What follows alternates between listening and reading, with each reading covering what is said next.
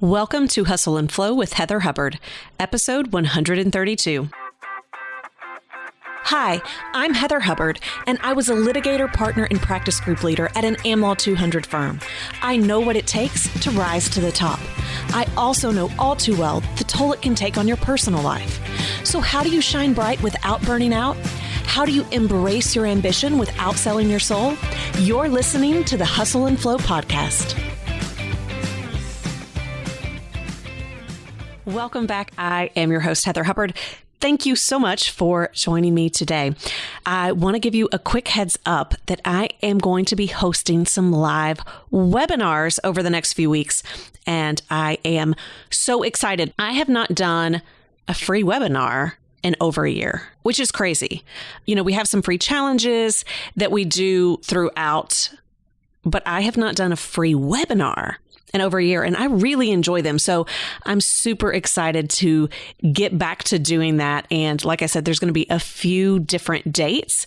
So go check it out. It's called Ready to Rise: Proven Strategies for Smart, Ambitious Women Who Want to Go Even Bigger, right? So you're already successful, you're doing all the things, but you want to go bigger. And maybe that's within your current career at your current company.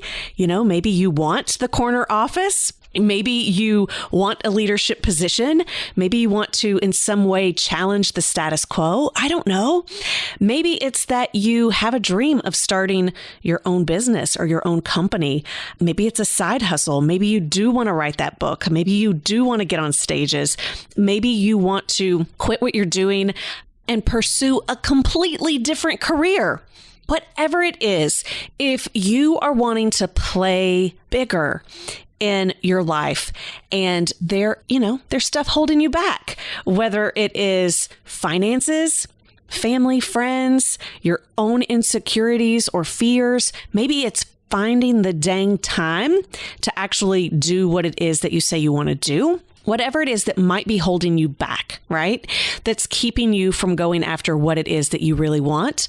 Make sure that you sign up for this webinar. It is going to be awesome. I will be sharing more information about the 2020 experience at the end, but even if you know that you are not interested in that program, you still want to get your butt on this webinar because it is going to be so jam-packed. We are talking about some awesome stuff that's going to get you inspired and get you moving. And you know, I'm super practical, so there's going to be a lot of practical tips on there for you to get started. You don't have to know what it all looks like. You don't have to get it all perfect. I will help you start taking those next steps. Okay. So sign up for the webinar. Here's how you can do that. You can go to heatherjoyhubbard.com/webinar, or just click the link in your podcast app in the description of the page as well. And while you are there in your podcast app, if you have not already subscribed to Hustle and Flow, go ahead and do so. And if you have not left a rating or a review yet for the podcast, please do that. I would really, really appreciate it. Okay, so look forward to hanging out with you on these live webinars in the next few weeks. All right, let's dig into today's topic, which is growing your team and delegating. Oh my gosh. I have to tell you, this is the hardest work I have ever done. You know, when I was in my law firm, I was a practice group leader and helped manage the entire litigation group. So attorneys and staff, it was a big group. That really wasn't that hard. I think it was mostly because, you know, it's not like I was overseeing everyone's work. It really was more managerial. And now that I have my own company, it's totally different. Totally different. One, because, you know, I'm actually paying the paychecks. And two, I'm not just managing, but I'm overseeing, and it's just next level stuff. And I will also tell you that I have been receiving requests to do a podcast episode on delegation. I don't know, probably since it first came out. You know, I 100% know how to plan. I know how to achieve any goal. And so you guys ask me things like, well, how do I delegate? We even talk about it some in the Get It Done Challenge, right? That you need to delegate. It's in the priority matrix. You need to delegate. And you're like, how do I better delegate? And I'm like, I don't know. Because I suck at it. I'm not good at delegating. So in my mind, I can't possibly give you good advice on delegating if I'm not good at delegating myself. So I'm really working on it though. And I am at a point where I feel like I'm finally making meaningful progress. So I do now feel comfortable enough to come on and share with you that one, I am experiencing these growing pains, and I am 100% committed to overcoming my delegation struggles. And because of that, I am now willing to at least share with you my journey to the extent that it is helpful for you. So I am in no way saying that I have got this all figured out or that I am in any way an expert. But I will tell you, when I know that I have weaknesses or I need to improve personally or professionally, I take that very seriously. Very, very seriously. And I do think you'd be hard pressed to find someone who is as committed to working through issues as me. And I'm not saying that in like to put me up on a pedestal. I'm saying that to let you know this just isn't random advice or just, me pontificating. This is doing the really, really hard work to try to improve. And so I am starting to see improvements, and that's why I am sharing it with you, because I'm guessing many of you are going to resonate with the same problems that I have when it comes to delegating or growing a team, if you are more than just the manager, but also the boss and the owner. All right, so let's start with why I am terrible at delegating, just to see if we have the same issues for purposes of you being interested in where we're going to go from here. So I am a control freak. I said it. I am a control freak. Why? Partly because I am a perfectionist, but also because I know I can figure most things out. And I know a lot of you are probably feeling, you're nodding your heads. You're like, yeah, I got those problems too. So even if you're not a perfectionist, my guess is you have really, really high standards, right? So at least with law school, and I've heard the same is true for other professions. When you're in graduate school, they really hold you to this really, really high standard. And so they set the stage for the quality of work that goes out the door has to be just perfect, right? And that you can have zero typos. Like if we filed something with the court that had typos, it would just be a disaster.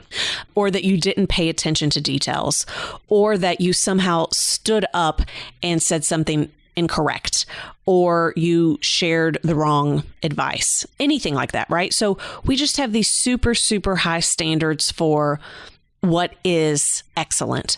And it's not just for others, but it's ourselves. I don't know about you, but I'm harder on myself than I am anyone else. So when others think that I'm harsh or judgmental of them, it's just interesting to know that you can multiply that by 10 and that's the standards I have for myself, right?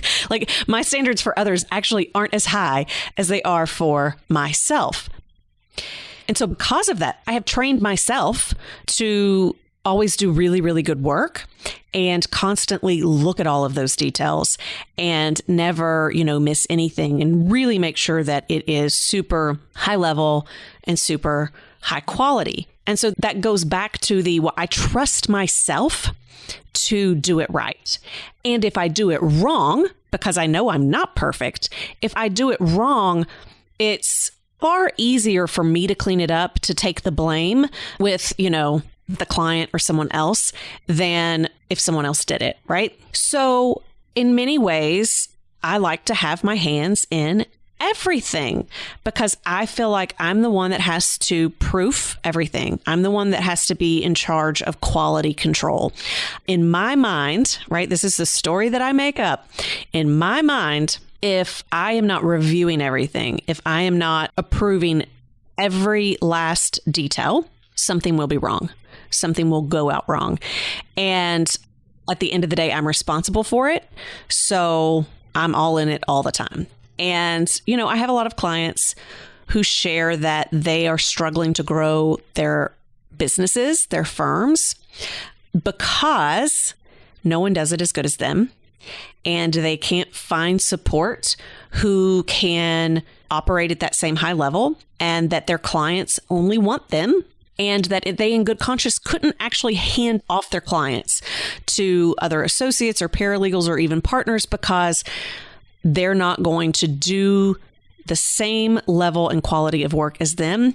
And then they might lose their clients. And then you're back at square one, which is, well, I was at least doing well. I lost everything because I handed it over. No one does it as well as me. So why do it, right? Or that when you're delegating, it takes even longer. It's never correct. It's just as fast to do it yourself, right? I used to tell myself that a lot too. I don't anymore, but I hear that from clients a lot, right? It's just faster for me to do it myself. And that very well may be true. Very, very well may be true. It could also be true that no one is going to do it as good as you. It could also be true that your clients are going to want you to do it and no one else. But here's the thing. You can't grow if you buy into that story. You can't grow if you accept it and say, well, this is where I have to be. Now, if you accept it and you're happy with it and you don't want to grow, then you're fine, right? Because you've got everything exactly the way you want it, and then you can just maintain it. But I never meet people who feel that way because they know they could grow it even larger.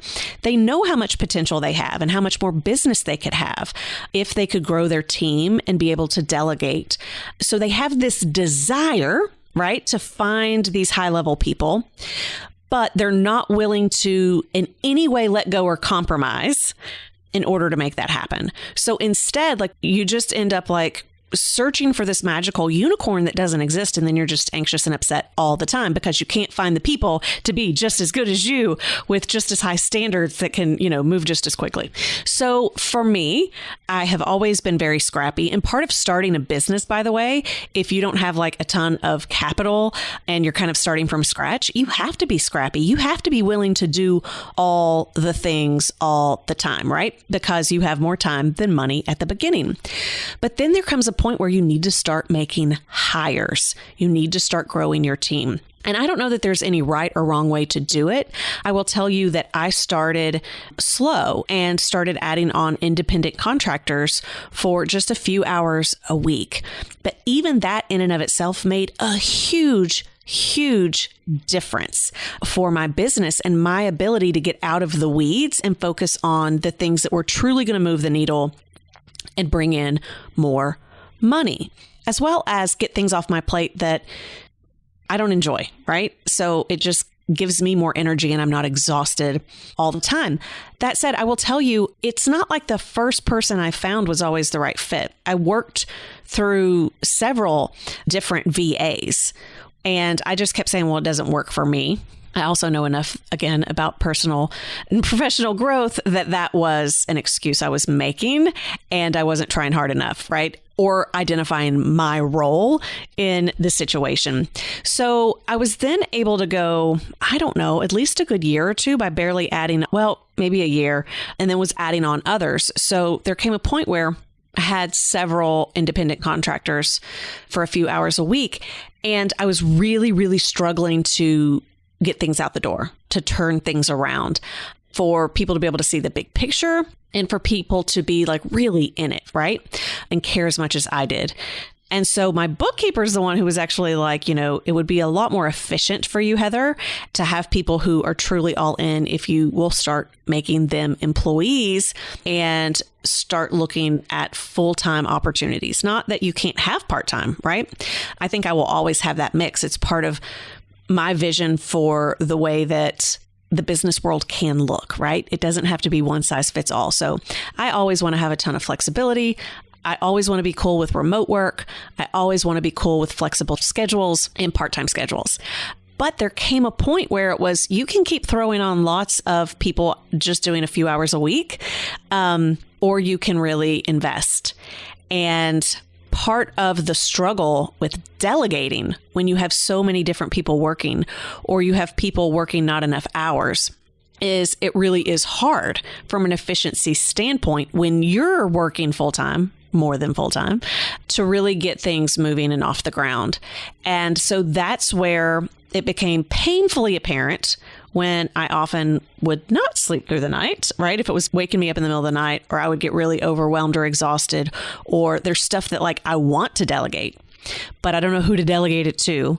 If everyone's plate's already full or they don't have a particular skill set. And so then it always ends back up on my plate, or trying to find the right support and, trying it out and it not working and then having to try someone else. It's a lot. It is a lot. But here's the thing. I know that I cannot achieve the vision and the goals that I have set for myself if I don't change. And again, notice I'm not asking other people to change. Well, I do give them feedback, right? My team knows when I'm not happy, or I want them to, operate in a different way. But at the end of the day, it's mostly on me, right? Mostly on me. It's the control freak, perfectionism that is going to get in the way. So I really started working on this. I really started trying to figure out, okay, how do we even structure the team in a way that they can support me, right? Like I'm setting them up for success to support me. And one of the things that I realized was really need to have people be more a core part of the team, working either more hours or being truly an employee. And the other is to give people more responsibility. So part of this process started in February for me, where I felt like I was doing all of the project managing. I was assigning all of the tasks, and it was just taking up so much time for me to assign the tasks when I was really hoping that my team could assign themselves tasks. And so in February, hired someone to come in and start doing project management and to really help us clean up our systems in terms of just organization with file structures, data, SOPs, procedures, policies, processes, software, all the things. And that would start to make a difference in some areas, but not others. And overall, I was still exhausted and overwhelmed. So then started adding on more people. And that didn't help, right? And that was also when the bookkeeper was really encouraging me to add on more people and to look at it from a different perspective. And so I was trying that and still not helping a ton. It seemed like the more people I hired, the more systems, the more procedures I had, nothing was really fixing the problem of me having so much on my plate. And so I would, test delegating more or delegating bigger projects and saying, okay, I really just want you to run with this. And by the time it came back, though, it was often not right at all. And so then I would get really down on myself because I was just like, I communicated this, very poorly. The team didn't understand what I was requesting. We would lose time. We would lose effort in what had already been put in it when it was, completely wrong. And oftentimes we would then, be in a time crunch and I would just have to completely take it back. And I would just get so frustrated that in every effort to hand things over and to empower others to make decisions, that they weren't the right decisions and they just kept coming back and ending up in my lap. And I didn't know what to do. So I had to do a lot of digging, a lot of work around what's my role. Because one thing I know and one thing I've learned, which I wish was not true, is if the same thing keeps showing up in your life over and over again, and no matter what you do, it still keeps circling back, it's probably you. You're the problem, right? We don't want to admit that, but because I was doing so many different things, right? Trying all the things, everything that everybody was telling me to do, coaches, consultants, experts, service providers, nothing was working. Well, that's a huge, huge red flag that the problem was 100% with me. So I had to look at what was my role and what was I doing that was preventing us from moving forward in a way that I say that I want, right? I say that I want people to just be able to run with things. I say that I want people to just be able to come back to me and me just bless it and approve it, right? That's what I say that I want. I say that I only want to be doing certain things and I want everyone else to be doing all the other things. But if I got really honest and I started looking at my behavior, My behavior did not reflect what I was saying that I wanted, because I would tend to micromanage out of fear that things weren't being handled properly.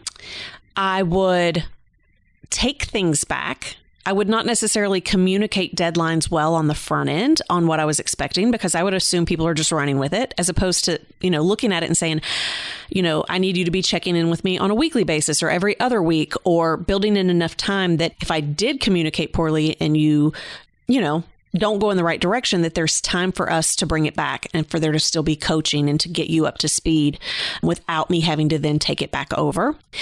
And I would often find myself in that highly judgmental, critical, catching errors mode. So as opposed to me looking at work from a big picture, I was looking at work from I'm in charge of catching all the mistakes, which meant that indeed I was catching all the mistakes. And I think it was really bringing down the morale of our entire team, because I was giving far more negative feedback than positive feedback. And that is just never good, right? Like, that is not a good place to be. It's not fun, and it brings people down. I also always had an opinion on everything. So if someone would prepare something or draft something and it wasn't the way I would do it, then I would have them change it or revise it or do it the way I would do it. And I was on a call. So there's a book called Run Like Clockwork, and I've read it. I've given it to many clients as gifts. Our team retreat in December, we actually went through it, but I was on my mastermind call, the one I participate in. Adrienne Dorison, who is part of that and helps lead that on the business side, we were doing a call with her, and she said that, and I don't remember if they added this later or not, but she was sharing that one of the biggest things that she sees business owners make, or leaders or managers, right? Because even if you're in your own company, and it's not that you're the owner, but you have associates or you have colleagues or others that you're trying to get, you're trying to get people to do your work so that you can grow your business. She said that we tend to delegate tasks, not decisions. And I was like, that is a light bulb moment for me, because I would never fully hand things over. And no matter how much I would delegate out, it still came back to me. So the mountain, right? Like the pile of things that I needed to review, the pile of things that I needed to bless, it never ended. In fact, the more team members I added, the bigger that pile got, because more people are doing more work, but all of that work still funneled back to me, because I wanted to see everything. And I always had an opinion, which meant things generally had to be done several different times with my feedback. And, Adrienne shared, if you refuse to delegate decisions, even if they are not the decisions you would make, you will never, ever, ever, ever, ever scale your company, be able to grow your business.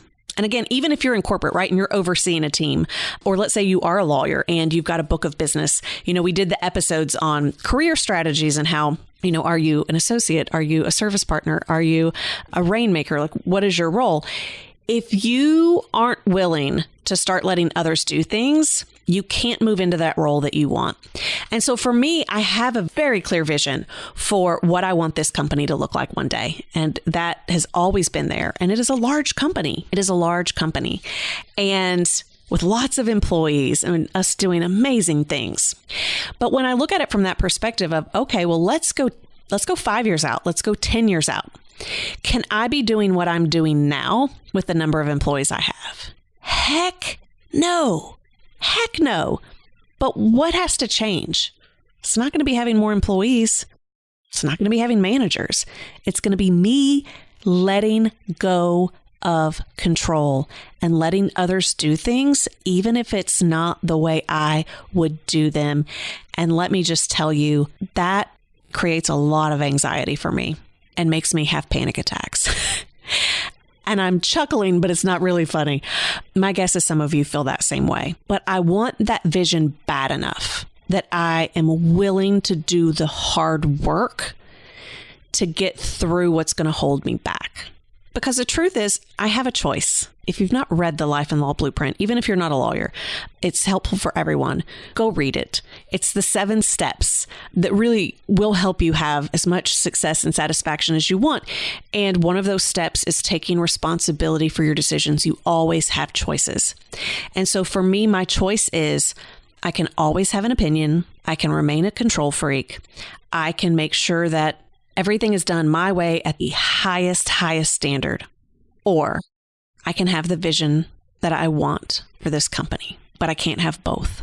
So I have to decide, which do I want more? Which do I want more? Do I want the security of being in charge all the time? Or do I truly want to create the company in my mind? And for you, maybe it's not your own company, but maybe it's your team or where you're wanting to go with your career.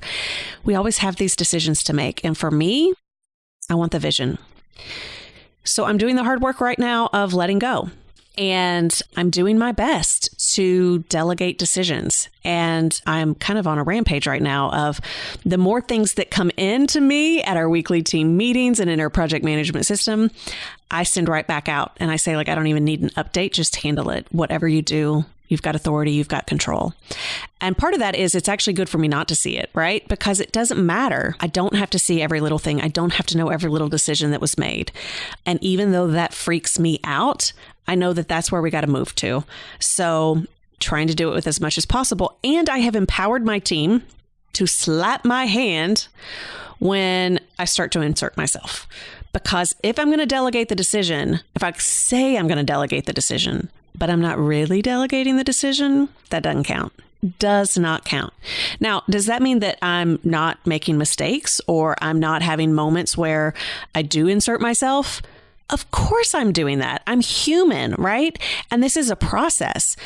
I have been doing this within my company for almost 5 years, so it's hard to change overnight.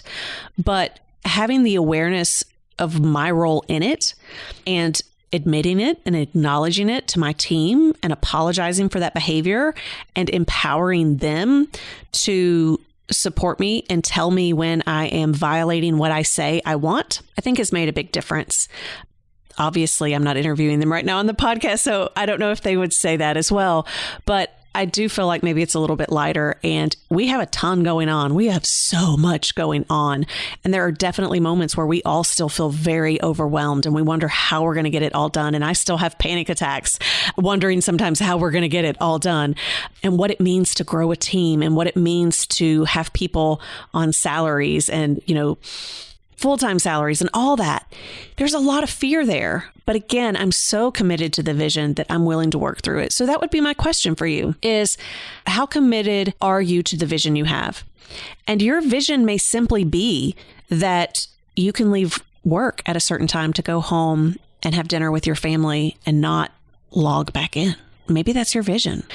Maybe your vision is that you can grow an awesome team around you where you can grow your business and become a leader, right? Or a rainmaker within your company. Maybe it's you growing a team and doing such a great job so that you can be seen as someone who then gets tapped into an executive role, like maybe you're going for CEO or something like that. And doing this would allow you to really be seen in a way that gives you that opportunity. My question is simply, how committed are you to that vision? If you're committed, you'll be willing to take a look at your role and all your excuses around why you can't delegate, and you'll start to work through it, no matter how painful and uncomfortable it is, because you know that it's going to be worth it at the end of the day. So that's where I am right now. That's kind of, I'll keep you updated on the journey. I hope that was helpful for you. If you also experience those things, it's always a learning process.